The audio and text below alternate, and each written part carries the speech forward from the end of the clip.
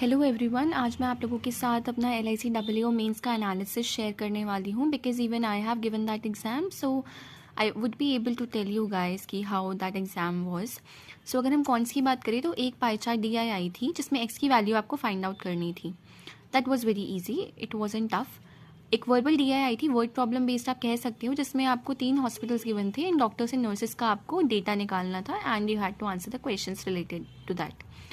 Third one was tabular DI जिसमें आपको A and B करके कुछ तो था A एंड B एंड उसमें कंसोलिडेटेड डेटा आपको गिवन था एंड A एंड B का उसमें से रेशियो गिवन था। सो आपको कंसोलिडेटेड पहले टोटल आपको निकालना था, उसके बाद A एंड B का रेशियो गिवन था, so you had to split it out उसके बीच में। सिंप्लीफिकेशन के भी 4 से 5 क्वेश्चंस देखे गए एंड इवन अर्थमेटिक में भी 2 से 5 क्वेश्चंस 4 क्वेश्चंस आए थे एंड उसमें से 2 क्वेश्चन तो CP और MP बेस्ड ही थे कि cost price and mark price के ऊपर ही था, सेलिंग प्राइस के ऊपर ही था।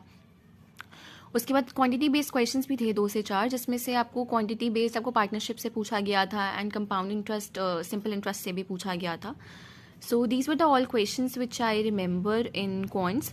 Now coming on to reasoning section. So reasoning section में flat and floor based puzzle एक आई थी जो वेरिएबल बेस्ड थी। आपको 4 फ्लोर्स गिवन थे और P and Q flat given था और आपको वॉफल एंड स्टॉलन करके ऐसे ऐसे मूज आपको खाने की चीज़ें दी हुई थी जो वेरिएबल था एंड आपको डेजिग्नेट करना था उनको। Second one was input output का क्वेश्चन भी आया था। इनपुट आउटपुट बहुत ईजी था, sorry that was not variable based.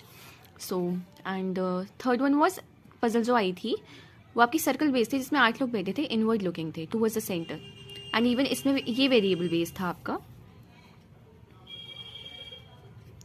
ये आपका वेरिएबल बेस था।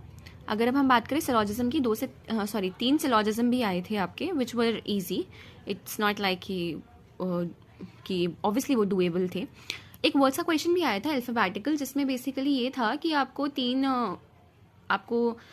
बार अल्फ़ाबेट्स गिवन है, आपको उनको अल्फ़ाबेटिकल ऑर्डर में अरेंज करना है असेंडिंग ऑर्डर से लेफ्ट हैंड साइड पे एंड देन आपको तीनों को देखना है कि उसमें फॉर एग्जांपल अगर मैं ले लूँ कि QBCDF, अगर मैं एंड MNLCM, अब अगर मैं इसको अरेंज करूँ फर्स्ट वन वाले को तो BCDF एंड Q अरेंज होगा। इसकी बात करें अगर हम तो सॉरी इसको O कर लेते हैं